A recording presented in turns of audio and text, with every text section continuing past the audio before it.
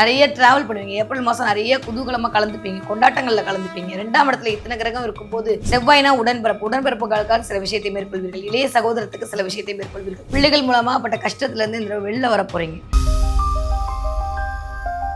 உலகெங்கும் உள்ள ரெட்ரோ ஆன்மீகம் நேயர்களுக்கு வணக்கம். நான் உங்க வித்யா கார்த்திக். ஒவ்வொரு மாதமும் எனக்கு யூனிக்கா, ஸ்பெசிஃபிக்கா, எக்ஸ்க்ளூசிவா மாத பலன்கள் பார்த்துட்டே வரோம் இல்லையா? அந்த வகையில இப்ப நம்ம பார்க்கக்கூடிய மாதம் என்னவென்றால், ஏப்ரல் மாதம் ஒவ்வொரு ராசிக்காரர்களுக்கும் எப்படியெல்லாம் இருக்க போகுது, கிரகங்கள் என்னவெல்லாம் பண்ண போகுது, என்னதான் ஐயா பண்ண போகுது அப்படின்னு பார்க்கறதுக்கு முன்னாடி ஃபர்ஸ்ட் கோச்சார கிரக நிலவரத்தை பார்த்து விடலாம். அந்த வகையில இந்த தடவை ஏப்ரல் 1ஆம் தேதி, அந்த 1ஆம் தேதி பார்த்தீங்க அப்படின்னா கிட்டத்தட்ட கும்ப ராசியில ஒரு 3 கிரகத்தோட சேர்க்கை. செவ்வாய், புதன், ராகுடைய காம்பினேஷன். இந்த பக்கம் வாக்கியப்படி, பஞ்சாங்கம் படி சரி திணுக்கிறது எதா இருந்தாலும் சரிப்பா நான் வந்துட்டேன் அப்படின்ற மாதிரி சனி வந்து 12ஆம் இடத்தில் காலபுருஷனுடைய 12ஆம் வீடான மீன வீட்டில் அமர்ந்திருக்கிறார். ஓகே. 10ஆவதுக்கு சூரியனோட சேர்ந்து உட்கார்ந்திருக்கிறார். சூப்பர்.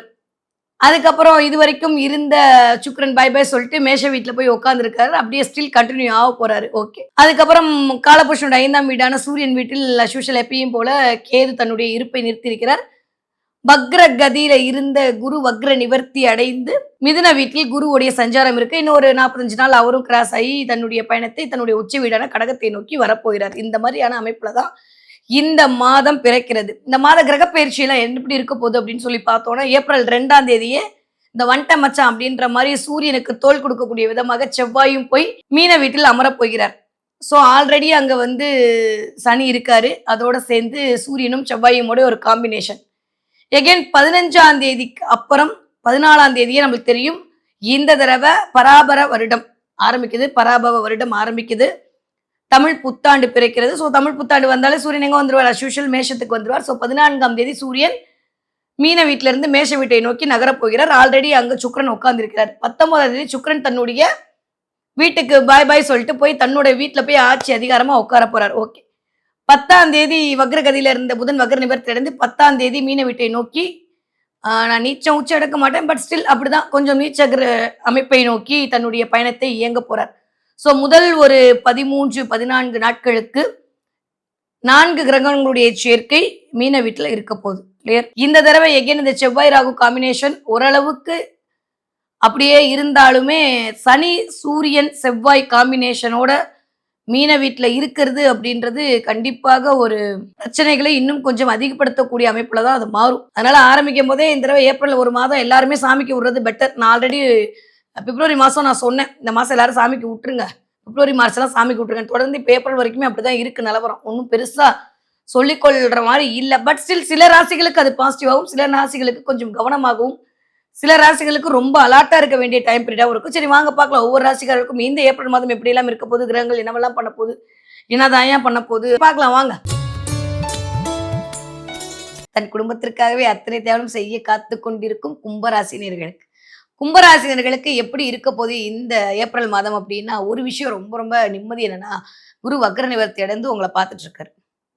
அதுவே ஒரு உத்வேகத்தை கொடுக்கும். 2ஆம் இடத்துல கிட்டத்தட்ட இத்தனை கிரகங்களுடைய சேர்க்கை. தலைக்கு மேல இருக்கக்கூடிய ராகுடைய அமைப்பு நிறைய டிராவல் பண்ண வைப்பார். 3ஆம் வீட்டு அதிபதி 2ஆம் இடத்துல இருக்கிறது, 4ஆம் வீட்டு அதிபதி 3ஆம் இடத்துல இருக்கிறது, இந்த மாதிரி கண்டினியூவா 1, 2, 3 நாட்கள் எல்லாத்தையும் சுத்தியே வந்து நல்ல கோட்கள்லாம் வந்து ஒரு வலிமை பெற்று இருக்கிறது அப்படின்றது கும்பராசிக்காரர்களுக்கு ஒரு உத்வேகத்தையும் ஒரு புதிய முயற்சியை தொடங்குவதற்கான வாய்ப்பையும் கொடுக்கும்.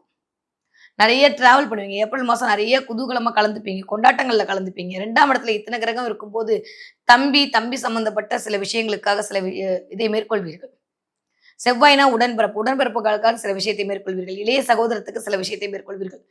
அவர்களுக்கு நீங்க ஏதாவது ட்ரெஸ் வாங்கி தரது, இல்லை அவர்களுக்கு ஏதாவது அவங்க வீட்டு ஃபங்க்ஷன்ல கலந்து சம்திங் லைக் தட் ஏதோ ஒன்று இந்த தடவை கும்பராசிக்காரர்களுக்கு கண்டிப்பாக இருக்கு. அதே மாதிரி நிறைய ஹெல்த் ரீதியாக இருந்த பிரச்சனையில இருந்து வெளில வருவீங்க.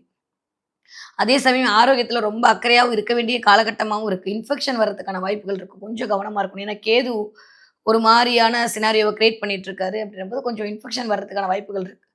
கொஞ்சம் சளி பிடிக்காம போற இடத்துல போயிட்டு எங்கேயாவது வந்தீங்கன்னா கொஞ்சம் வெந்நீரை பயன்படுத்துங்க. அது எங்க இருந்தாலும் சரி. பறவைகள் மூலமாக தொற்றக்கூடிய தொற்று இந்த தடவை அதிகமா கும்பராசியில் இருக்கவங்களுக்கு முதல்ல அஃபெக்ட் பண்ணி அப்புறம் தான் மற்றவங்களுக்குலாம் என்ட்ரி ஆகும். அதனால அதுல கொஞ்சம் கவனமா இருக்கணும். அதே சமயம் 2ஆம் இடத்துல வந்து கிட்டத்தட்ட ஆல்மோஸ்ட் 4 கிரகங்களுடைய சேர்க்கை அப்படின்றது ஒரு 17 தேதி வரைக்கும், ஒரு 13, 14 தேதி வரைக்கும் இருக்கிறதுல ஒரு மாதிரியான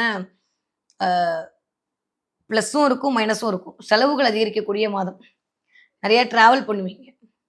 எங்கேயாவது போயிட்டு வரதுக்கான வாய்ப்புகள்லாம் இருக்கு. அதுவும் தொழில் ரீதியாக போயிட்டு வருவீங்க. உத்தியோக ரீதியாக போயிட்டு இருக்கோம். இளைய சகோதரத்துக்காக போயிட்டு இருக்கீங்க. என் தம்பிக்கு வேலை, என் தம்பிக்கு சொந்தம், என் தம்பிக்கு பிசினஸ் ஏதோ ஒண்ணு. இல்லையா கோர்ட்டு கேஸ், வம்பு வழக்கு இதுக்காக டிராவல் பண்றது. இதெல்லாம் கும்பராசிக்காரர்களுக்கு நிகழப்போகிறது. ஓகே. அடுத்து 3ஆம் இடத்துல போய் 4ஆம் வீட்டு அதிபதி உட்கார்ந்திருக்காரு. அப்ப குடும்பத்திற்காக சில விஷயத்தை மேற்கொள்வீர்கள். திடீர்னு வந்து குடும்பத்திற்காக வீட்ட வந்து சரி பண்றது, வீட்ட வந்து இது பண்றது, வீட்ட வந்து கூட்டி பெருக்கி வச்சுக்கிறது, சம்திங் லைக் வீட்ட கிளென்ஸ் பண்றது எல்லாம் நடக்க போகுது. ரொம்ப நாளுக்கு அப்புறம் பிள்ளைகள் மேல இருந்த ஒரு அந்த வருத்தம் நீங்க போகிறது. பிள்ளைகளுக்கு கல்யாணம் நடக்கல, காட்சி நடக்கல, இந்த தடவ அதற்கான வாய்ப்புகள் கிடைக்க போகுது. பிள்ளைகள் மூலமா பட்ட கஷ்டத்துல இருந்து இந்த தடவ வெளில வரப் போறீங்க. ஒரு மாரியான சினரியோ. அதே சமயம் குரு அந்த இடத்துல இருந்து அந்த இடத்த கொஞ்சம் ஃப்ரீஸ் பண்ண போறார் அப்படின்னா, பிள்ளைகள் மூலமாக கொஞ்சம் மன கஷ்டத்தையும் இந்த தடவ கும்பராசிக்காரர்கள் அனுபவிப்பீங்க. ஏதோ ஒண்ணு பிளஸ் ஆர் மைனஸ் பிள்ளைகள் மூலமாக இந்த தடவ இயங்க போது யாருக்கு? கும்பராசிக்காரர்கள். அடுத்து அப்படியே 13, 14 தேதிக்கு அப்புறம் சூரியனும் போயிட்டு 3ஆம் இடத்துல போய் அமரப் போகிறார். ஸோ 7ஆம் அதிபதி போய் 3ஆம் இடத்துல அமர்தல் அப்படின்றது இது 7, 3 கனெக்டிவிட்டிலாம் வந்து ஒரு மாரி உங்களுடைய முயற்சி சமுதாயத்துக்கே இருக்கும். அடுத்தவர்களுக்கே இருக்கும். நம்மளுக்குன்னே இருக்காது. ஸோ அடுத்தவங்களுக்காக நம்ம நெறைய முயற்சி மேற்கொள்ள வேண்டியிருக்கும். அலைச்சல் அதிகரிக்கும். அடுத்தவங்களுக்காக அலைச்சல். நம்மளுக்காக இல்லாம அடுத்தவங்களுக்காக அலையிறது. அடுத்தவங்களுக்கு சில விஷயங்கள் மேற்கொள்றதுன்ற மாரி நம்மளுடைய உழைப்பு அடுத்தவர்களுக்கு போகக்கூடிய காலகட்டமா இருக்கு. அது மூலம் நெறைய பிளெஸ்ஸிங் தான் கிடைக்க போகுது. பட் ஸ்டில் அப்படி இருக்கு. சுக்கிரனும் சேர்ந்திருக்கும்போது நெறைய வீடு குறித்த சில அலைச்சல்கள் வரலாம். வீட்டுக்காக சில அலைச்சல்கள், வீட்டு லோனுக்காக சில அலைச்சல்கள், வீடு வாங்குறது, வீடு கட்டுறது எல்லாம் நடக்கும்.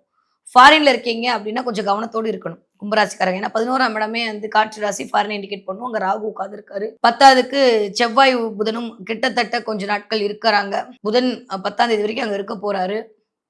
செவ்வாய் 2ஆம் வீட்டுக்கு போறாரு. ஸோ வருமானம் வரக்கூடிய இடத்துல ஏதாவது ஒரு தொய்வு நிலை கும்பராசிக்காரர்களுக்கு எட்டி பார்க்கலாம். அதனால கொஞ்சம் வெயிட் பண்ணுங்க. உடனே போகாது. பட் வேலையில கொஞ்சம் கவனமாக இருக்க வேண்டிய காலகட்டமா தான் இருக்கு. யாருக்கு? கும்பராசிக்காரர்களுக்கு.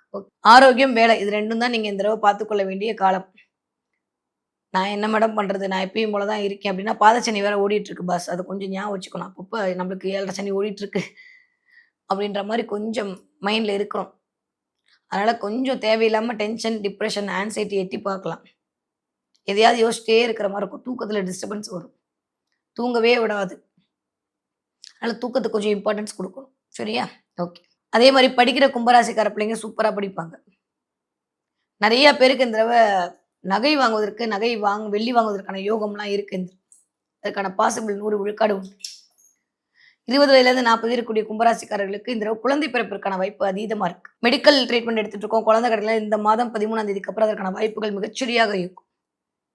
நெறைய பேருக்கு 2ஆம் குழந்தை கிடைப்பதற்கான வாய்ப்பு. நீங்க மேற்கொள்ளக்கூடிய முயற்சிகள், வேலைக்காக முயற்சிகள் மேற்கொள்ள அதில சக்சஸ் ஆறதுக்கான வாய்ப்பு. வெளிநாட்ல இருந்தீங்கன்னா இங்க வருவீங்க. இங்க இருந்தீங்கன்னா வெளிநாடு போறதுல ஒரு சின்ன தடை இருக்கும். அத மட்டும் கொஞ்சம் பார்த்துக்கிட்டீங்கன்னா போதும். மத்தபடி எல்லாமே சூப்பரா இருக்க போகுது. ஓகே.